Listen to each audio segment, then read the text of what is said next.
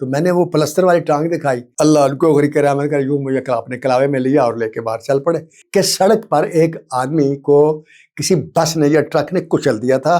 تو جب ریپ ہو گئی تو اب ریپ شدہ بہن کو ہیرو ساتھ لے کر تو نہیں چل سکتا۔ کہتا کیوں نہیں چل سکتا؟ مجھے پتا ہے کہ تیری عزت لوٹ لی گئی ہے۔ بسم اللہ الرحمن الرحیم۔ میرے پیارے سامعین اور معزز ناظرین، میں آپ کا ناصر الدین دی لیجنڈز آف ناصر الدین شو میں السلام علیکم۔ پیارے سامعین اور معزز ناظرین، آپ کو پتہ ہے کہ کسی بھی آرٹسٹ کا پروگرام میں آپ کے سامنے اس وقت کرتا ہوں جب کہ آپ کی طرف سے جو مطالبات ہوتے ہیں کہ اس آرٹسٹ کے بارے میں آپ سننا چاہتے ہیں، تو وہ میں کاؤنٹ کرتا ہوں کہ کتنے ہو گئے ہیں۔ کم از کم جس کے 50 ووٹ آ جائیں کہ اس پر پروگرام ہونا چاہیے تو میں اس کا نام لسٹ میں لے کے پروگرام شروع کر دیتا ہوں۔ لیکن بدقسمتی ہے یا آپ کی توجہ نہیں ہے، یا آپ کو مزید آرٹسٹوں کے بارے میں کچھ سننے کا شوق نہیں رہا یا نہیں سننا چاہتے، تو میں ابھی ان کے بارے میں آج کوئی پروگرام لے کر نہیں رہا۔ وہ آپ پروگرام کیجئے گا، ان کے بارے میں بتائیے گا۔ میں آپ کو یہ بھی نہیں بتا سکتا کہ ایک ایسا آدمی بھی ہے جس کے بارے میں کم از کم 41 آدمیوں نے کہا ہے کہ یہ پروگرام آپ کر دیں، لیکن 9 کم ہے، کیونکہ اکثر جن کے میں پروگرام کرتا ہوں ان کی مطالبات جو ہے کسی کے 400، کسی کے 500، کسی کے 600، کسی کے 700، تو کم از کم یہ میں نے لمٹ رکھی تھی کہ 50 ہوں گے تو ہم پروگرام کریں گے، تو وہ ابھی نہیں ہے۔ میں اس کا آپ کو نام بھی نہیں بتاؤں گا ورنہ سفارشی لوگ آ جائیں گے، آپ ایسے ہی کر دیں گے، کس پہ کر دیں گے، میں ایسا نہیں کروں گا۔ آپ پلیز مجھے بتائیں کس پر آپ سننا چاہتے ہیں، پاکستان کے فنکار پر، انڈیا کے فنکار پر، جس پر بھی آپ سننا چاہتے ہیں میں آپ کو بتاؤں گا، لیکن کم از کم 50 آدمیوں کا ووٹ مجھے چاہیے۔ میں آج آپ کے بارے میں اپنی کہانی بتانا چاہتا ہوں، اس کو وہ پروگرام میں لے کر آیا ہوں جس میں اپنے بارے میں بتاتا ہوں، جس سے آپ کو بھی کچھ سیکھنے کا موقع ملتا ہے اور آپ کے بچوں کو بھی سیکھنے کا موقع ملتا ہے۔ میرے پیارے سامعین اور معزز ناظرین، کچھ میری فلمیں ایسی ہیں جن کے ساتھ کچھ کہانیاں جڑی ہوئی ہیں۔ ان میں سب سے پہلے ویشی جٹ فلم تھی جس کے بارے میں کہانی جڑی تھی اور وہ میں نے آپ کو بتا بھی دی تھی، وہ میں آپ کو سنا بھی دی کہ وہ فلم کیسے میں نے کہانی سنائی، کیسے پھر وہ میں آگے رویا اور پھر کیسے حسن عرقی صاحب کے ساتھ ملاقات ہوئی اور کیسے فلم شروع، وہ ڈیٹیل میں نے آپ کو سنا دی ہے۔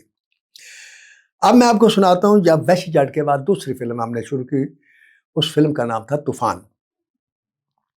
وہ کیسے بنی اور اس کے ساتھ ایک اور فلم جڑی ہوئی ہے، اس کا نام ہے جینے کی سزا، کیونکہ یہ فلمیں آگے پیچھے حسن عرقی صاحب نے شروع کی تھی، کیونکہ ویشی جٹ کے بعد آخری میدان فلم جو ہے وہ ان کے ساتھ ہی شروع ہو گئی تھی۔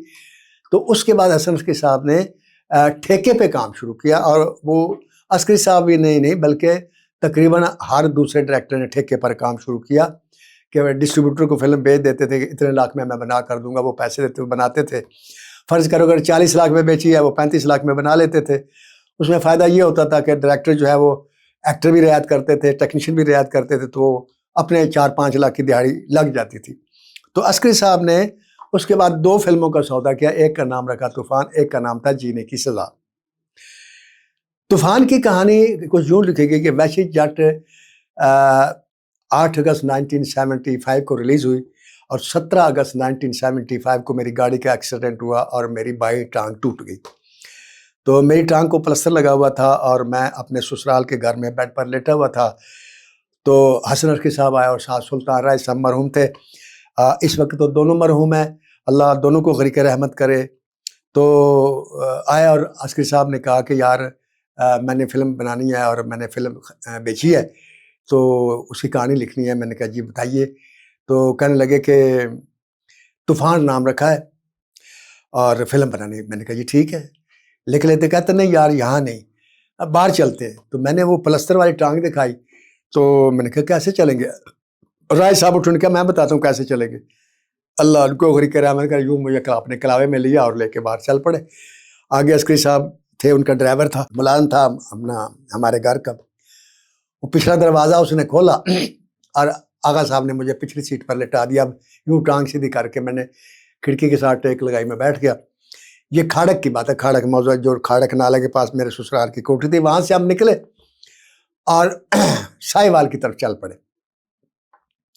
پروگرام یہ بنا کہ اکاڑا چل کے کھانا کھائیں گے، ٹھیک ہے۔ راستے میں اب کہانی کا آئیڈیا ہم نے ڈسکس کیا، عسکری صاحب نے اور میں نے، تو میں نے کہا ٹھیک ہے جب میں بناتا ہوں، اور تقریباً میرے خیال میں ہم مانگا کراس نہیں کیا ہوگا، تو میں نے کہا میں نے انٹرول تک کہانی بنا لی، آپ سن لیں۔ کہتا اچھا یار آگے جو کوئی جگہ ملتی ہے تو ہم کہانی سنتے ہیں۔ میں نے کہا جی ٹھیک ہے۔ کچھ آگے نکلے تو ایک دم سلطان رائے شروع، اللہ اکبر اللہ اکبر اللہ اکبر کہتے، تو گاڑی کتنے زور سے بریک لگائی، میں گرتے گرتے بچا۔ میں نے دیکھا تو سلطان رائے صاحب سٹیئرنگ پر یوں سر رکھ کے بیٹھ سانس لے رہے تھے میرے گہرے گہرے، اور پسینے سے تر ہو گئے۔ میں یہ سمجھا کہ ان کو ہارٹ اٹیک ہو گیا۔ آغا صاحب جو عسکری صاحب تھے انہوں نے سنبھالا، رائے صاحب کیا ہوا آغا صاحب کیا ہوا؟ تو کہتا کچھ نہیں۔ 4-5 میں کہتے مجھے مت چھیڑو، 4-5 منٹ ہم وہاں سکون سے بیٹھ رہے۔ عسکری صاحب باہر نکلے تو کچھ وہاں ہجوم بھی تھا کہ کسی سے پانی مانگے، پانی نہیں ملا، واپس آ گئے۔ اس دوران سلطان رائے صاحب نے گاڑی کو واپس موڑا تو ہوا کیا، پتہ یہ چلا کہ سڑک پر ایک آدمی کو کسی بس نے یا ٹرک نے کچل دیا تھا، اور اس کا بھیجا پھٹا ہوا تھا، اور ایک لاش پڑی تھی، اور بلڈ ہی بلڈ تھا سڑک کے اوپر۔ تو آغا صاحب بادشاہ صاحب گاڑی چلا رہے تھے، سلطان رائے صاحب تو انہوں نے بتایا کہ میں خون نہیں دے سکتا۔ میں بڑا حیران ہوا۔ میں نے کہا سلطان رائے صاحب فلم کے اندر ہر بار آپ خون دیکھتے ہیں، آپ کے کپڑوں پر خون، آپ کے چہرے پر خون، آپ کے سامنے خون۔ کہتا ہے یار وہ تو ایک آرٹیفیشل خون ہوتا ہے لیکن میں برداشت نہیں کرتا۔ تو وہاں سے مجھے اندازہ ہوا کہ یار ایکٹر کوئی بھی ہو اس کی زندگیاں دو ہوتی ہیں، ایک وہ جو کیمرے کے سامنے ہوتی ہے اور ایک وہ جو لوگوں کے سامنے ہوتی ہے، یہ فرق ہے۔ اور صحیح معنی میں آرٹسٹ ہوتا بھی وہی ہے کہ عام لائف میں وہ عام انسان اور کیمرے کے سامنے آئے تو وہ بدل جائے۔ تو یہ سلطان رائے میں بدرجہ اتم خوبی موجود تھی۔ اس طوفان کی جو کہانی تھی وہ مختصراً اتنی تھی کہ ایک فوجی ہے جس کو گولی لگتی ہے ٹانگ میں اور وہ ریٹائر کر دیا جاتا ہے، کچھ اسے زمین مل جاتی ہے اور وہ اپنی گاؤں میں آ کر اپنی زمین پر کاشت کرتا ہے۔ ایک بہن ہے ایک ماں ہے۔ تو بہن جو ایک دن اس کا کھانا لے کر جا رہی ہوتی ہے، جنگل سے گزر رہی ہوتی ہے، طوفان آتا ہے، اس طوفان میں ایک گھوڑ سوار اسے ملتا ہے، وہ اسے اٹھا کر لے جاتا ہے۔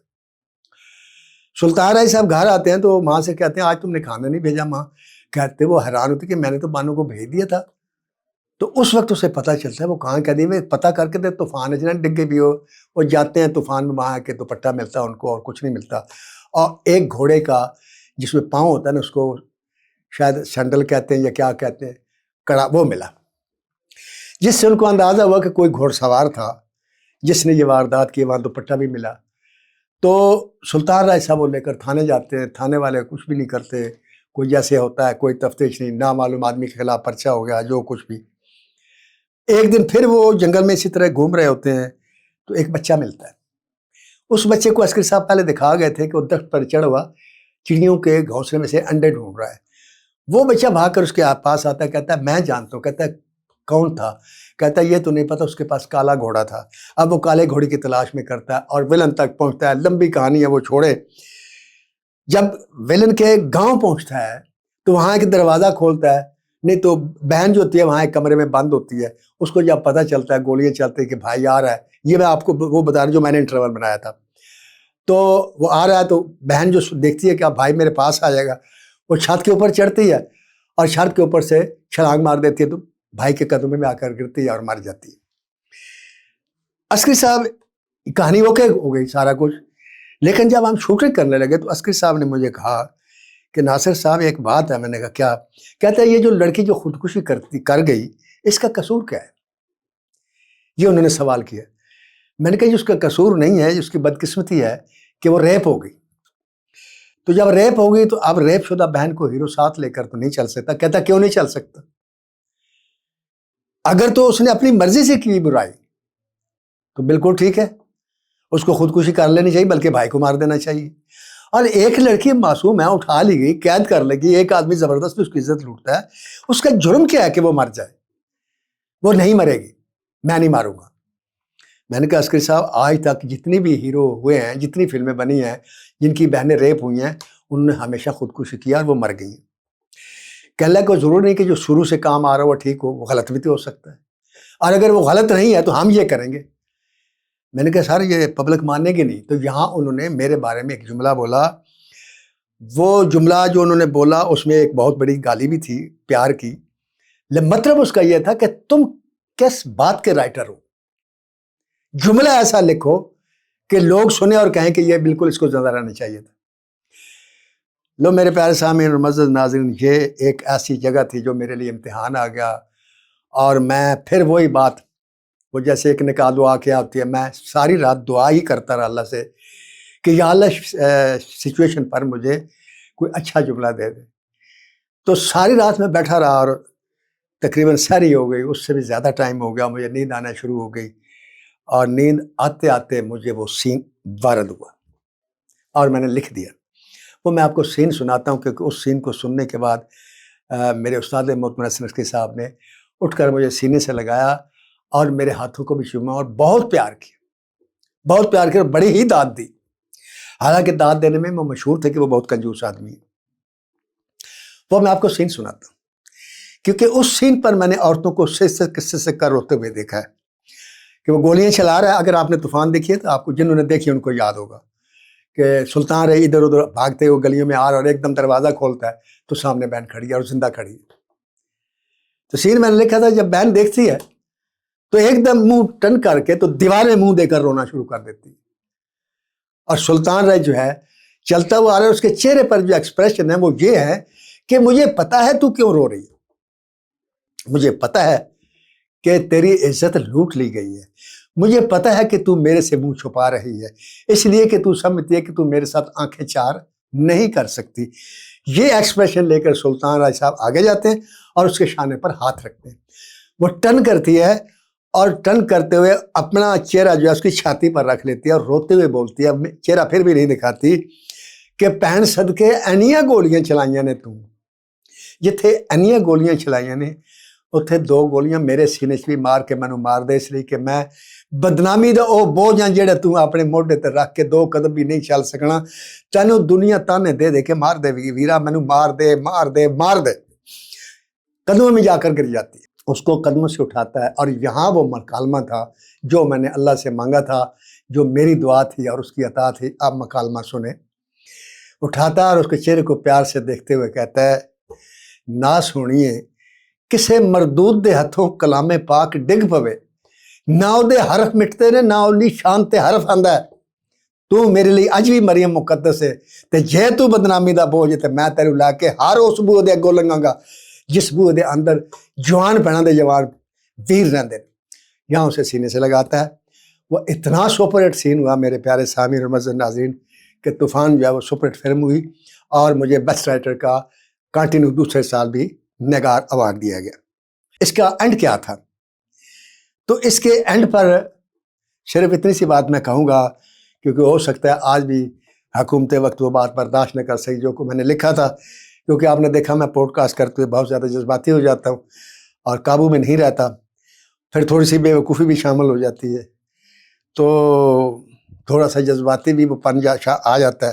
تو جو مکالمے لکھے تھے وہ اتنے خوفناک تھے کہ جس کی کوئی انتہا نہیں. اور پھر وہ اینڈ میں نے ایسے کیا تھا کہ سلطان رائے جب خلاف بولنے لگتا ہے یوں ہاتھ اٹھاتا ہے تو سٹاپ فریم کر کے آگے میں نے لکھوا دیا تھا، آگے سنسر کی پابندی ہے. تو میرے پیارے سامعین یہ طوفان فلم کی کہانی تھی اور اس میں جو آپ کو بتانا چاہتا ہوں اور اپنے سامعین کو بتانا چاہتا ہوں، آپ کو بھی بتانا چاہتا ہوں کہ یار ضروری نہیں ہے کہ جو دنیا میں ہو رہا ہوتا ہے وہ ٹھیک ہوتا ہے، بعض دفعہ وہ غلط بھی ہوتا ہے. اور جب بھی کسی نے کوئی نئی رسم ڈالی ہے تو رسک لے کر ڈالی ہے، خطرہ مول لے کر. ہمیں یہ خطرہ بھی تھا کہ ہو سکتا ہے کہ لوگ ہمیں گالیاں دیں جب سلطان رائے اس کو لے کر چلے، لیکن مجھے یاد ہے سلطان رائے لے کر اس کے پولیس کے آگے بھاگا ہے اور بہن کو بھی بھگا رہا ہے ساتھ ساتھ. تو رات ہو گئی ہے اور رات کو دیکھا تو وہ بہن سو رہی تھی اور وہاں میں نے سلطان رائے کے ڈائلاگ لکھے تھے سوئی بہن کو دیکھنے کے بعد، اور ڈائلاگ بولتے بولتے اس کے پاؤں تک جاتا ہے، ان کو چومتا ہے. آغا صاحب نے میرے وہ سارے مکالمے کاٹ دیے، میں ان سے لڑا بھی، اعتراض بھی کیا. تو انہوں نے کہا یار فلم دیکھ کے میں دسی میں غلط کیتا کہ صحیح کیتا. تو میں نے جب طوفان دیکھی اور سلطان رائے کا اس نے وہ شاٹ لیا کہ اس نے دیکھا تو سائیکا کے اتنا معصوم چہرہ جس پر بال ادھر ادھر ہو رہے تھے ہوا سے جنگل کی، تو وہ اس کو جو میں نے مکالمے بولے تھے وہ اس نے سلطان رائے کو سنا دیے کہ یہ میں بول رہا ہوں، تم اس کے بارے میں تاثر دیتے دیتے پاؤں تک جاؤ. تو وہ عسکری صاحب بولتے رہے اور رائے صاحب اس کے بارے میں ریاکشن دیتے دیتے دیتے اس کے پاؤں تک آئے. جب پاؤں کو چوما تو سسکیوں کی آواز آئی تو عورتیں رو رہی تھی. میں نے پھر عسکری صاحب کو بہت داد دی، میں نے کہا آپ نے بالکل ٹھیک کیا میرے مکالمے کاٹ کے، لیکن میں آپ سے صرف یہ کہنا چاہتا ہوں، پوچھنا چاہتا ہوں کہ جب آپ نے کاٹنے تھے تو لکھوائے کیوں تھے؟ بڑا خوبصورت جواب تھا ان کا. انہوں نے کہا ناصر صاحب اگر آپ کے مکالمے نہ ہوتے تو میری شارٹ اتنا خوبصورت نہ ہوتا، کیونکہ سلطان رائی کو میں کیا کہتا، تمہارے مکالمے نے بتایا کہ بہن کے بارے میں جو اس کی سوچ ہے، جو اس کے ساتھ ہوئے، وہ اس کے تاثرات دیتے دیتے پاؤں تک پہنچا۔ تو پیارے سامعین اور معزز ناظرین، کہ رسک لیں گے تو بڑے بنیں گے، رسک لیں گے تو کامیابی کریں گے۔ بقول حضرت علی کرم اللہ وجہہ کے ہر بڑے کام میں خطرہ پنہاں ہوتا ہے، خطرہ مول لینا پڑتا ہے۔ اسلام قبول کرنا بھی تو ایک خطرہ تھا نا۔ آپ کو یاد ہوگا کہ جب کفار تب دور تھا، جو ایمان لائے ان کے لیے کتنا خطرہ تھا، ان کو تپتی ریت پر لٹایا گیا، ان کو کوڑے مارے گیا، ان کو مارا گیا، حتیٰ کہ کسی کو اونٹ کے ساتھ باندھ کر چیر دیا گیا۔